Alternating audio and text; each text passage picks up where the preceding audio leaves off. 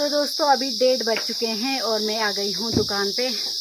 और आज एक बहुत बड़ी खुशखबरी की बात भी है। पता नहीं क्यों मैं इस बात पे इमोशनल हो रही हूँ, पर जो भी था मतलब उस टाइम पे कंडीशन बहुत बेकार थी, तो इसलिए ऐसी हुआ था। बाकी तो दोस्तों जिस टाइम पे हमने दुकान खोली थी उस टाइम पे लॉकडाउन भी लगा था और पापा उस टाइम घर पे ही थे। और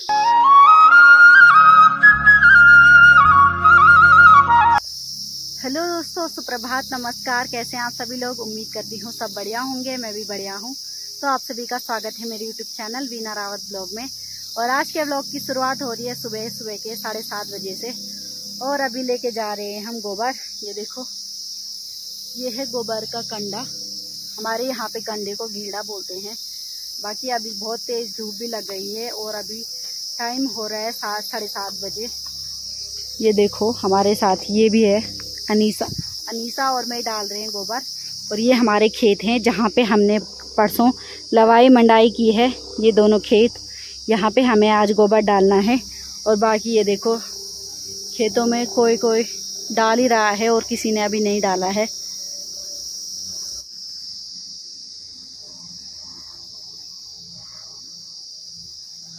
तो दोस्तों अभी हमने 4 घिल्ली डाल दी हैं गोबर की और उसके बाद आगे अब डालेंगे। तो दोस्तों देखो सामने रोडवेज भी आ गई है अभी।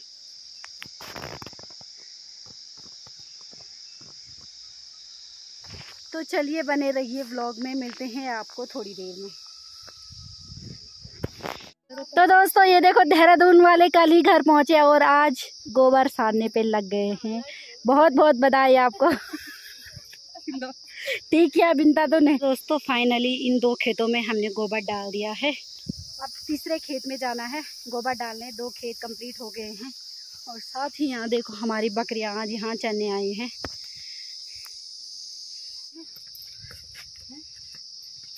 तो दोस्तों आजकल सबके सब गोबर सारने पे लगे हुए हैं। ये देखो बहुत सारी मेहनती लड़कियां हमारे यहाँ। और सबसे ज़्यादा मेहनती तो ये है क्योंकि ये तो देहरादून से आई है गोबर डालने, तो इसलिए सबसे ज़्यादा मेहनती हमारी नज़रों में तो यही है।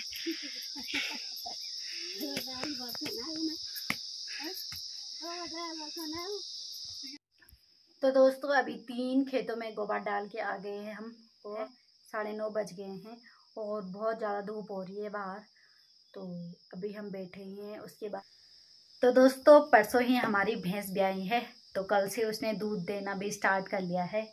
तो पहले दूध में ये देते हैं भैंस, और जिसका बनता है कुंडी, और हम इसे कुंडी बोलते हैं। और ये देखो आपके यहाँ पे कुंडी को क्या बोलते हैं? जो मतलब भैंस 2-3 दिन दूध देती है उसका बनता है ये। उसके बाद तो तीसरे या चौथे दिन से दूध बनना स्टार्ट हो जाता है। पहले कुंडी बनती है।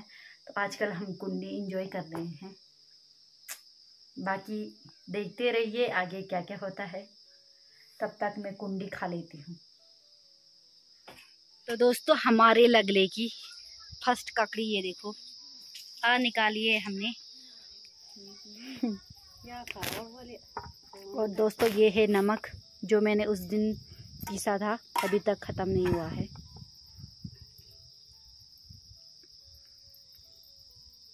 तो दोस्तों अभी 1:30 बज चुके हैं और मैं आ गई हूँ दुकान पे। और आज एक बहुत बड़ी खुशखबरी की बात भी है क्योंकि आज के दिन हमने दुकान खोली थी और आज हमारी दुकान को खोले हुए 3 साल कंप्लीट हो गए हैं गाइस। ये देखो। और जिस दिन हमने दुकान ओपन की थी उस दिन तो फर्स्ट दिन तो पापा आए थे ओपनिंग पे। उस दिन मैं मार्केट गई थी और जब दूसरे दिन से आई, मैं 1 तारीख से आई थी, दुकान खुली थी, फिर 1 तारीख से मैं आई थी दुकान पे। तो जब दुकान खोली थी उस दिन सिर्फ 1 मशीन और मैं थे दुकान पे। उसके बाद धीरे धीरे पूरा सामान जोड़ा और देखो आज इतना हो गया है। ये हमारी 3 साल की मेहनत। और अभी मेरी बहन जाएगी घर और मैं रहूंगी दुकान पे।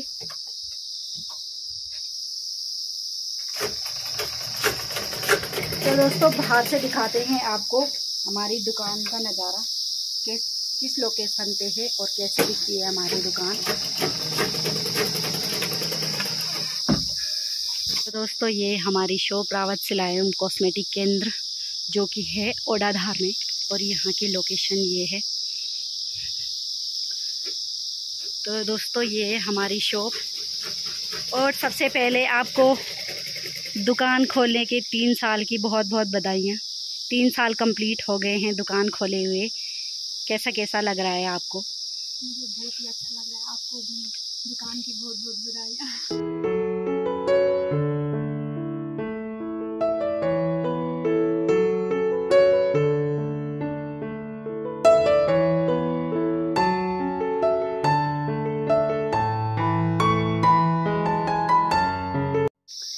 तो दोस्तों जिस टाइम पे हमने दुकान खोली थी उस टाइम पे लॉकडाउन भी लगा था, और पापा उस टाइम घर पे ही थे। और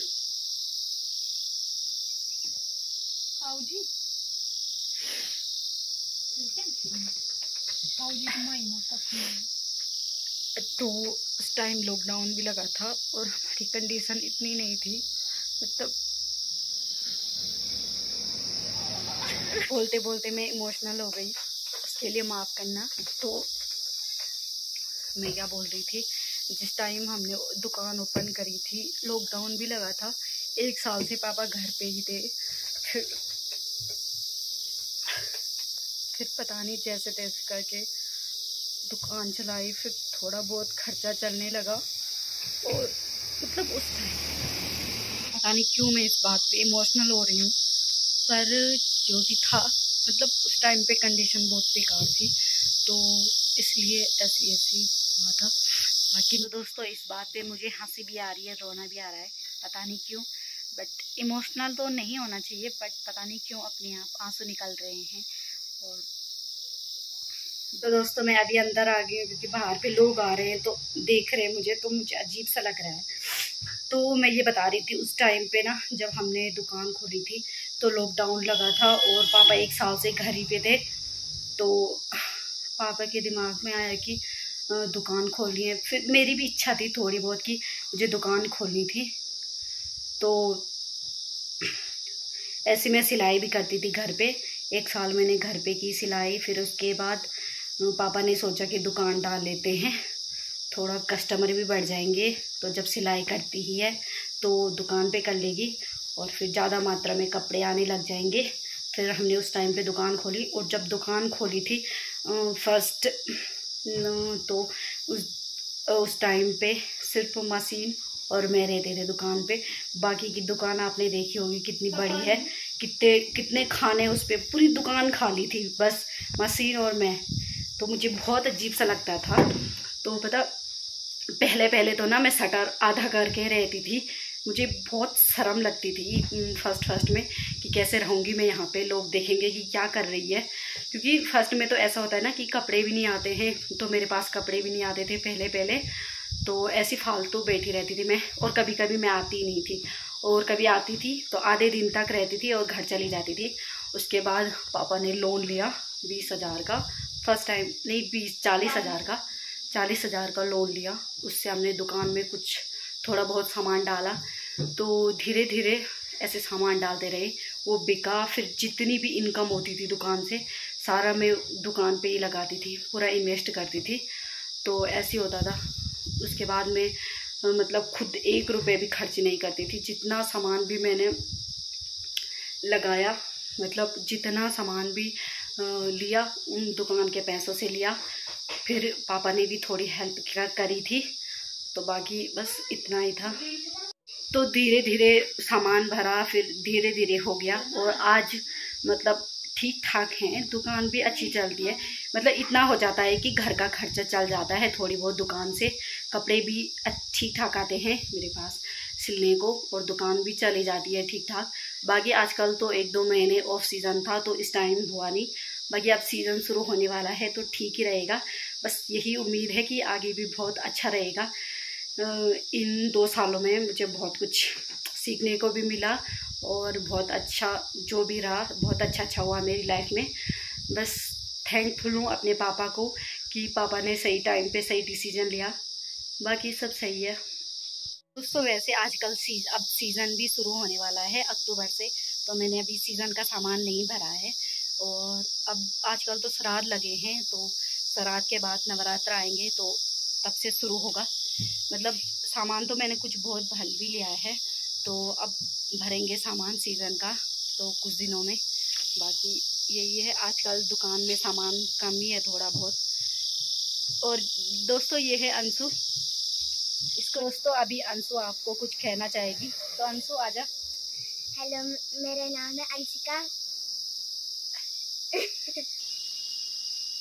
तो मैं क्लास 4 में पढ़ती हूँ और मेरे बीना दीदी के चैनल को लाइक, सब्सक्राइब और शेयर करना बिल्कुल ना भूले। Thank you guys. अब थैंक यू बोल दो। Thank you guys. ठीक है गाइस। दोस्तों अभी सिलाई वाली भी आ गई है, और उस बात पे मैं थोड़ी इमोशनल हो गई थी थोड़ी देर पहले, जो मैंने बनाया था। पता नहीं यार, अचानक ही इमोशनल हो गई थी। मतलब लाइफ में फर्स्ट टाइम कैमरे के आगे या किसी के सामने मैं इतना इमोशनल हुई हूँ। वैसे मैं कभी अपनी फीलिंग बाहर नहीं बताती किसी को, बट हो गया थोड़ा बहुत जो भी था। अब मुझे नहीं पता कि और वो क्या रिएक्शन रहेगा उसके पीछे, पर उस टाइम पता नहीं ऐसे हो गया। तो जो भी था मैंने जेन्युइन था, कुछ फेक तो था नहीं, बस जो मेरे मन में आया मैंने बोल दिया। तो बस यही है। मिलते हैं अब आपको थोड़ी देर में, और अभी टाइम हो गया है 3:30 बजे। तो अब मिलेंगे आपको घर पे, यहाँ पे टाइम मिल जाएगा तो ब्लॉग को कंटिन्यू करेंगे, नहीं तो सीधे घर पे मिलेंगे। ठीक है तब तक। दोस्तों जस्ट घर पे आई हूँ मैं, और ये देखो घर आते आते कितना अंधेरा हो गया है। आज बहुत लेट हो गई थी मैं। तो दोस्तों हमने जो नाज काटा है आजकल, तो उससे जो धान बनी है, तो ये देखो धान के आज हम बुकने बना रहे हैं, और ये अभी आग में भुजे जा रहे हैं, जिसे बोलते हैं बुकने भुजना। तो अभी माँ बुकने भूज रही है। इसके बाद कल इन्हें कूटा जाएगा, और फिर जो इनके छिक्कल है वो निकल जाएंगे, और फिर बुकने तैयार हो जाएंगे।